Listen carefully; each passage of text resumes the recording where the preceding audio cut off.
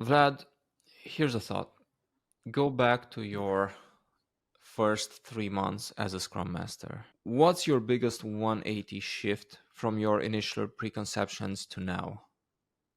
I would probably say relying on, or at least kind of taking popular wisdom too seriously.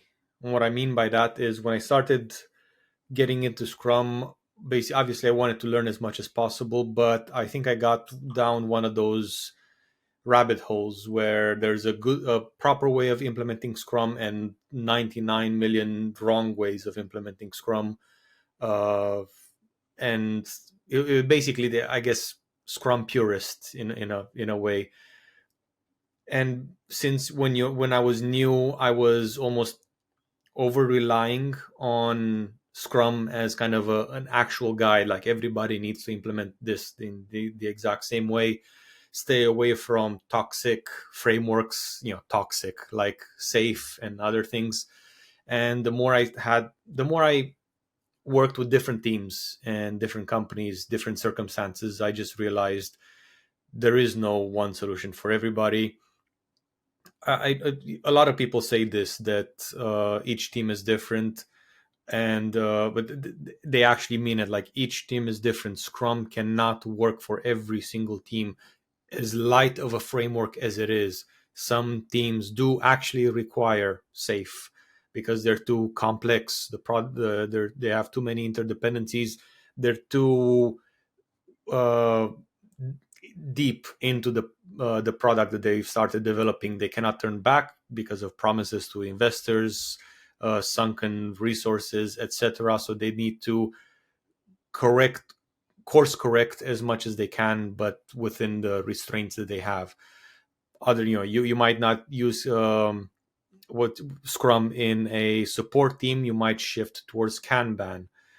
When I started, it was just Scrum all the way. That is the one framework to rule them all. And if it doesn't work for you, it just means you're not doing it right.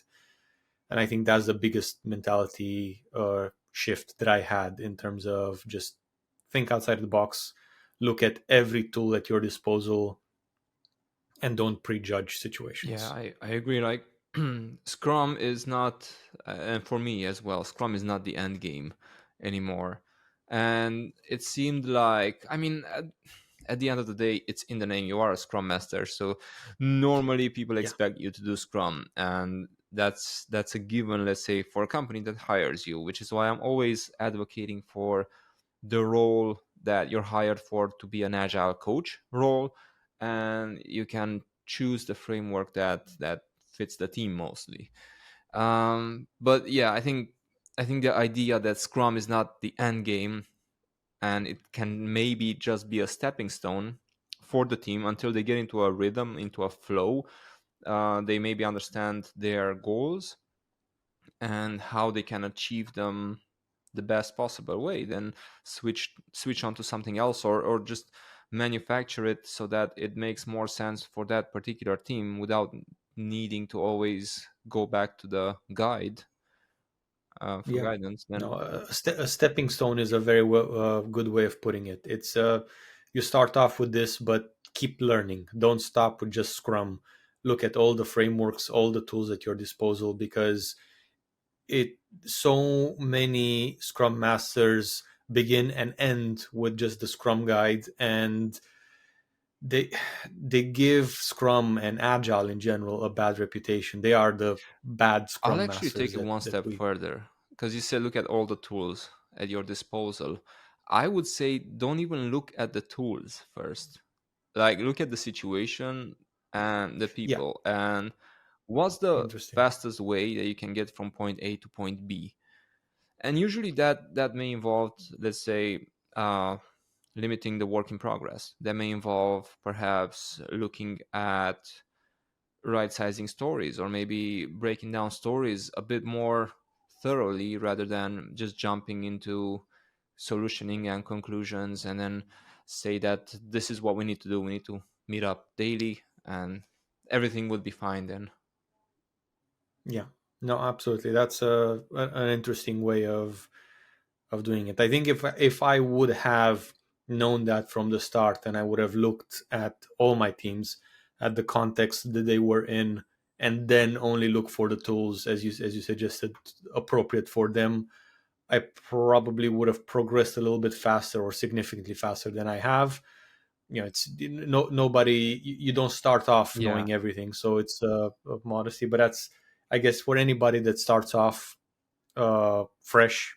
I think, yeah, that's keep an open mind and look at the problem that you have, and then start looking for solutions from other people. A community of agile people. I don't even want to say agile coaches, yeah, agile people yeah. I mean, is very and important. maybe practice agile in your day-to-day life, like learn, Yeah, experiment, retrospect, like has this been working for me? I failed so many times thinking that, oh, I've just joined the team, let me see why their velocity is going down. Like uh, at this point I'm like, who cares? So I wouldn't even discuss that in the first month yeah. after joining a team. But like, I, you start off from a point of naivety, for example. But what it ends up being is, if you are implementing the whole agile mentality, I don't want to say mindset anymore for some reason, but if you implement that in your day-to-day life as much as you can, and try to say, okay, like, this is an experiment and I've learned just a bit, like it doesn't even matter, even if you failed. And we've done this a lot with this channel, even on YouTube. Like, we tried various video formats, we looked at the data, we came back, and then we revised how we do things. And we're still gonna do that because we haven't perfected it.